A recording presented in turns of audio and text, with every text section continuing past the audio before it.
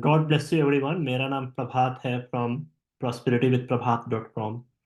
रामायण में जब सीता माँ का हरण हुआ तब सबने हनुमान जी से यह कहा कि वह लंका जाए और लंका जाकर सीता माँ का पता लगाएं। हनुमान जी ने कहा कि मैं इतना लंबा समुद्र कैसे लांघ सकता हूँ, मेरे अंदर तो इतनी शक्ति ही नहीं है। फिर जामवंत ने उन्हें अपनी शक्ति का एहसास कराया और बताया कि आप ब्रह्मांड के किसी भी कार्य को करने के लिए सक्षम हैं। आपने ही बचपन में सूर्य को एक फल की तरह समझकर खा लिया था। फिर हनुमान जी को अपनी शक्ति का एहसास हुआ। वो लंका गए और उसके आगे की कहानी हम सबको पता है। हनुमान जी की तरह ही मैं, आप और हम सबके अंदर किसी भी कार्य को करने के लिए अपार शक्ति है। हमें उसका एहसास नहीं होता। हम भी ब्रह्मांड की उसी ऊर्जा से बने हैं जिससे पास्ट या अभी प्रेजेंट में किसी भी सफल व्यक्ति का निर्माण हुआ है। हमें इसका एहसास नहीं होता। हनुमान जी को बताने के लिए उनके पास जामवंत ने उनकी शक्ति का एहसास कराया। हमारे पास कोई ऐसा जामवंत तो नहीं है, लेकिन हमें खुद से हमेशा इस बात को याद रखना चाहिए कि हम भी ब्रह्मांड के उसी सर्वशक्तिमान ऊर्जा के अंश हैं जिससे जिससे किसी भी कार्य को करने के लिए अपार शक्ति है।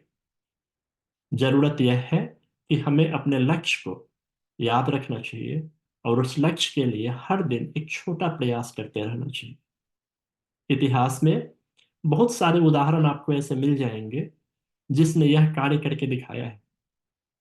अपने इंडिया में एक दशरथ मांझी नाम के माउंटेन मैन कहा जाता है। उन्होंने पहाड़ के बीच से रास्ता निकाला।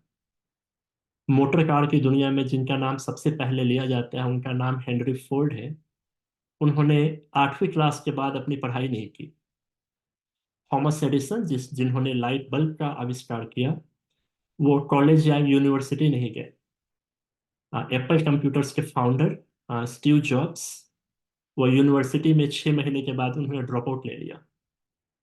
हमारे भारत के सबसे यशस्वी प्रधानमंत्री नरेंद्र मोदी जी, जिनका बचपन इतने मुश्किलों में बीता, जिन्होंने कोई विश्व के फेमस यूनिवर्सिटी जैसे ऑक्सफोर्ड, कैम्ब्रिज या स्टैनफोर्ड जैसे यूनिवर्सिटी में पढ़ाई नहीं की, और आज वो भारत के सफल प्रधानमंत्रियों में से एक हैं। जरूरत यह है कि हम अपने अंदर छुपी हुई ऊर्जा को पहचाने, शक्ति को पहचाने और अपने लक्ष्य के लिए हर दिन एक छोटा प्रयास करते रहें। अभी आपसे बात करते हुए मुझे भारत के एक काफी प्रख्यात कवि रामधारी सिंह दिनकर की कुछ लाइन याद आ रही है कि है कौन विघ्न ऐसा जग में, टिक सके वीर नर के मग में। हम ठोक ठेलता है जब नर, पत्थर के जाते पांव उखड़।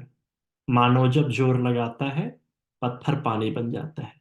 हमें अपने लक्ष्य को पहचानना चाहिए और उसे अपनी पूरी ऊर्जा से, जो हमें सर्वशक्तिमान ब्रह्मांड से मिली हुई है, हर दिन एक छोटा प्रयास करते रहना चाहिए। और हम निश्चित ही एक न एक दिन अपने लक्ष्य को प्राप्त करने में सफल होंगे। मैं फिर मिलता हूँ आपसे। तब तक आप अपना ख्याल रखिए। Thank you very much.